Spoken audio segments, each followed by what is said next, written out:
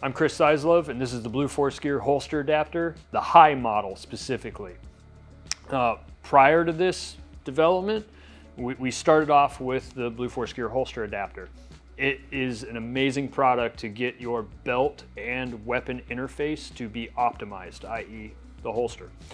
There's a lot going on here. It looks like a pretty simple product, and it is, but it was a great road to get here. I got to do about 10 million draw strokes.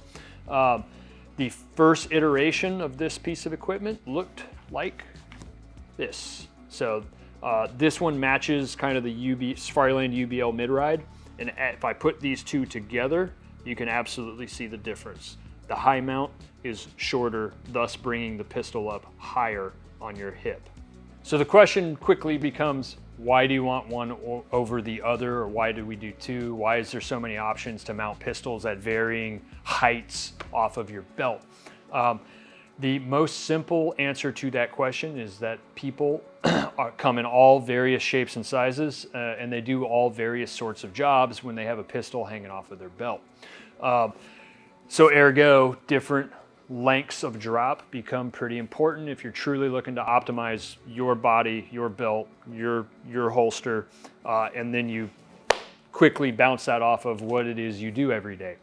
Off the top of my head, we quickly found feedback from predominantly law enforcement officers running grid belts with holster hangers, the same length that we had, was the drop was a little bit too much, and it was getting caught on, of course, seat belts, center consoles, getting in and out of vehicles and things like that. So if the gun was up a little bit higher, it would interface with those, objects a lot more efficiently, not present so much of a snag hazard. So that was like, okay, that tracks, that makes a lot of sense. Let's get the pistol up a little higher into the belt. So looking at the previous version, it was a pretty easy day to be like, well, let's take approximately an inch and a quarter out of it and raise it up a little bit closer to the belt line. So we cranked a couple betas with that. We really had to work to play with the angles and make sure that it sat right and it wasn't digging into hips. And running it, so this is kind of a side-by-side. This is the one I was using for beta testing. And you can imagine, putting this holster here. You can see kind of where the top of the gun sits versus this guy, and you can kind of see where the top of the gun sits. So I quickly kind of understood or found out that the shorter model also had a great positive effect, that the interface was a little bit more rigid just because there's less of an angle there. Not that this one isn't. This is super rigid. This one was just even more. And also my draws became a little bit faster, a little bit smoother, which kind of makes sense because, I'm just shortening the distance, so I don't have to pull the gun out as far. I don't have to get my hand down as far to index the gun. So, little things, but it really did make a difference.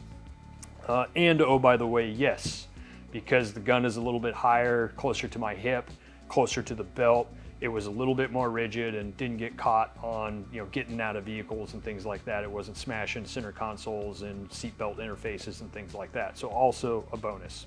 The curvature on these two is a little bit different. And it's a little bit different because since this doesn't drop down as far, it doesn't need to angle into the leg as much. Maybe I'll kind of talk to one of the designers and he can go over all of the specifics of that. Other than that, this belt hanger retains all of the same key features as this belt hanger in that it is Safariland bolt pattern up front.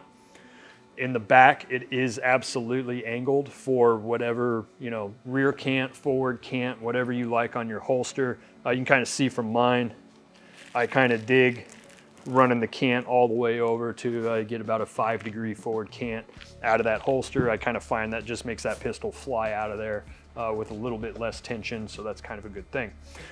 The lockup system to the belt remains the same. These radial ribs and mounting holes matches the compound curve to the belt. That's a lot of technical jargon just to say that this holster hanger, both holster hangers, will mount to your belt optimally, ensuring the best fit, best comfort, and best draw stroke no matter what kind of pistol you got in there. If it weighs 17 friggin' pounds or it weighs like 2.5, you're gonna get a nice rigid lockup between your belt and your gun. So why would you need one over the other? Only you can answer that. I would absolutely probably start with the high one. And if for whatever reason that's giving you problems, more than likely, about the only reason people don't want to run high ones is if they also wear topside load carriage. And if for whatever reason their topside load carriage just absolutely has to by like SOP. Believe it or not, there's still some people out there wearing body armor that don't understand that the draw path of that pistol needs to be clear. So they put some big gaudy friggin' pouch right here on their right side and they're like, I can't draw my pistol very well. It's like, okay, if that's the case, you probably need the drop. If that's not the case, then the high mount would probably do better. Or again, if you're a weird human that has like really thin hips and really huge quads because you're, spend a lot of time in the gym, this one may be better than this one, or vice versa. Like I said, at the end of the day, we wanted to present you with options to account for all the various sizes of humans, all the various ways you run kit, and then all the various things you do with that kit on, if you're running a lot of vehicles or not, or whatever the case is. So, Blue Force Gear holster adapters.